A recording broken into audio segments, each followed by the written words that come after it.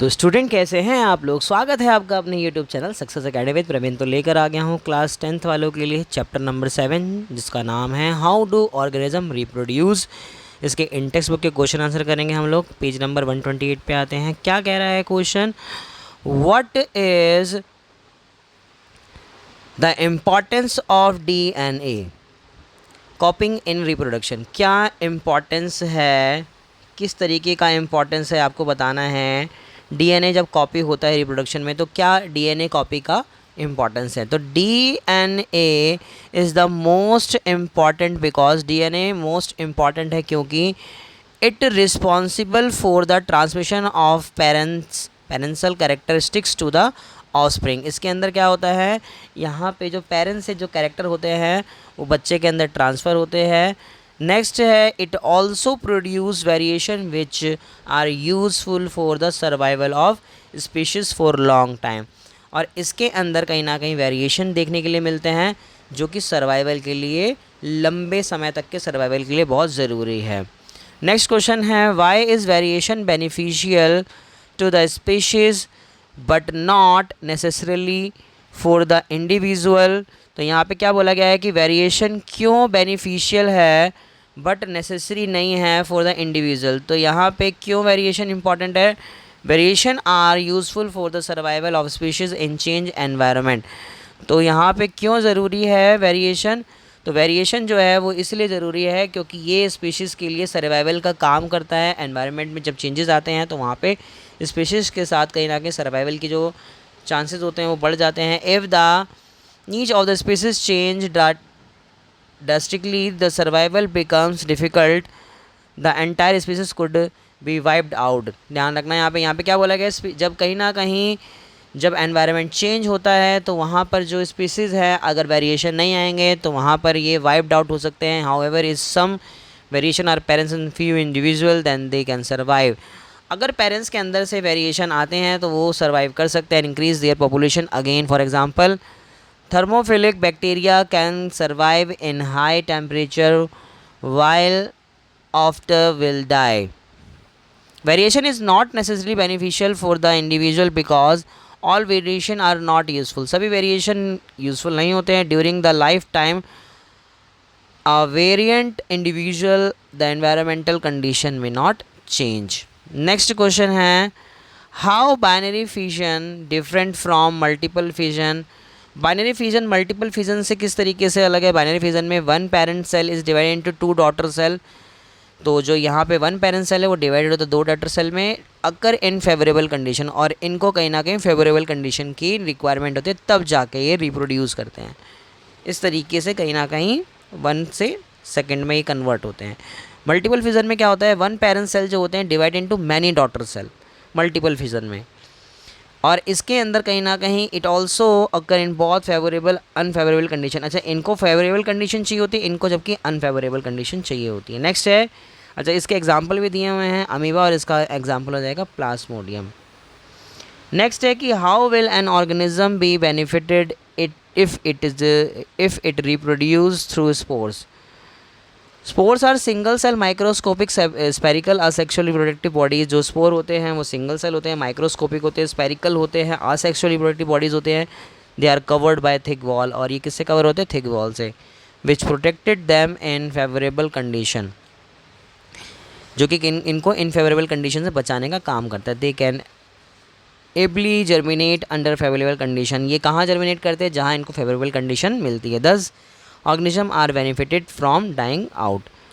Can you think of reason why move complex organism cannot give rise to new individual through regeneration।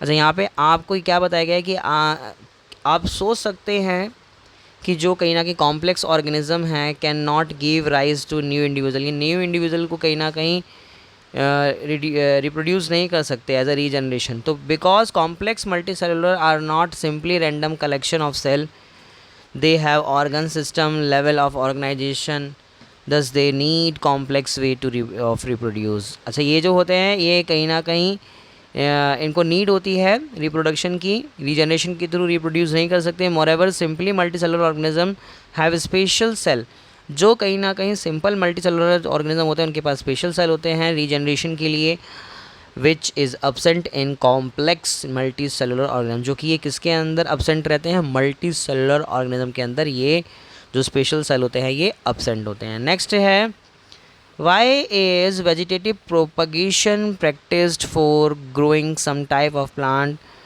तो ये जो vegetative propagation है इनको plant के अंदर ग्रो करने के लिए क्यों कहता है, तो because seedless plant can be propagated by this method. यहाँ पे सीडलेस प्लांट जो हैं वो कहीं ना कहीं प्रोपगेट होते हैं इन मेथड से। इसमें क्या होता है, by this method plant mature, जो प्लांट होता है वो मैच्योर होता है earlier than those produce by seed.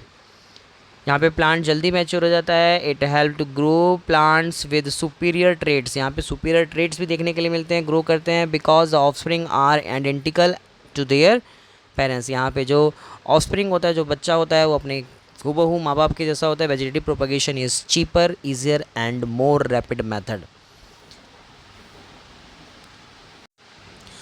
अगला क्वेश्चन है why is DNA कॉपिंग is essential part of the process of reproduction. जो डीएनए कॉपिंग है वो एसेंशियल पार्ट क्यों है रिप्रोडक्शन का। For a parents produce offspring of it on type, it is essential that the offspring carries some DNA as in parents. DNA copying in only way through which a cell makes additional copy of same DNA which can be transmitted to the offspring. Thus DNA copying is a basic event in reproduction. Next question है how is the process of pollination different from fertilization। तो pollination क्यों अलग है fertilisation से। Pollination के अंदर क्या देखने के लिए मिलता है, पॉलिनेशन में पॉलन ग्रेन ट्रांसफ़र होते हैं एंथर टू स्टिग्मा, जिसको हम पॉलिनेशन बोलते हैं। ये एक फिजिकल प्रोसेस है। It involves only male gamete, इसके अंदर ओनली मेल गैमेट होता है जो कि क्या होता है पॉलन ग्रेन। अच्छा, इसमें फर्टिलाइजेशन में क्या होता है, इसमें male gamete and female gamete आपस में फ्यूज़ करते हैं जिसको फर्टिलाइजेशन कहते हैं। ये एक बायोकेमिकल प्रोसेस है, इसके अंदर मेल एंड फीमेल गैमेट दोनों इन्वॉल्व होते हैं, याद रखिएगा। नेक्स्ट क्वेश्चन क्या कह रहा है, what is the role of seminal vesicle and prostate gland. तो इनका क्या काम है सेमिनल वेसिकल का, तो ये secretion from seminal vesicle prostate gland provide करते हैं, क्या प्रोवाइड करते हैं, nutrition to the sperm and fluid medium for the transport of sperm. What are the changes seen in girls as the time of puberty. तो girls के अंदर क्या changes देखने के लिए मिलते हैं प्यूबर्टी के दौरान, तो ये है डार्कनिंग ऑफ निप्पल्स, निप्पल्स जो हैं वो डार्क होने लगते हैं। हाई पिच वॉइस, उनकी जो वॉइस है वो हाई होने लगती है, उनका पिच हाई होने लगता है। एंड वाइडनिंग ऑफ हिप, यानी कि जो इनकी हिप है वो वाइड होने लगती है। Menstruation and evolution also start, यहाँ पे मेंस्ट्रुएशन स्टार्ट हो जाता है गर्ल्स के अंदर। How does the embryo get nourishment inside the mother body. तो किस तरीके से एम्ब्रियो को न्यूट्रिएंट्स मिलता है, नरिशमेंट मिलता है मदर की बॉडी से। The growing embryo receive nutrition from the mother through a special tissue called placenta. तो सारा का सारा जो न्यूट्रिशन मिलता है, नरिशमेंट मिलता है, वो प्लेसेंटा से मिलता है। Placenta is a dish shaped structure, ये डिश शेप्ड स्ट्रक्चर होता है। Form connection between embryo and uterine wall, ठीक है ना। Contain many villi and embryo side on mother side there are blood space, this create long surface area for the exchange of nutrition, O2 waste product and CO2. If a woman is using copper tea, will it helps in protecting her from sexually transmitted disease। अगर women copper T use करे तो क्या ये वाकई ही sexually transmitted disease को protect करता है।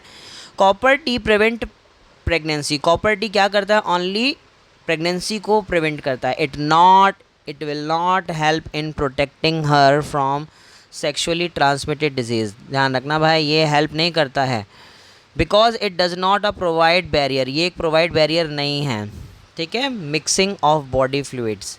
तो इसी के साथ हमारे ये क्वेश्चंस ख़त्म होते हैं, मिलते हैं नेक्स्ट वीडियो में। Thank you so much.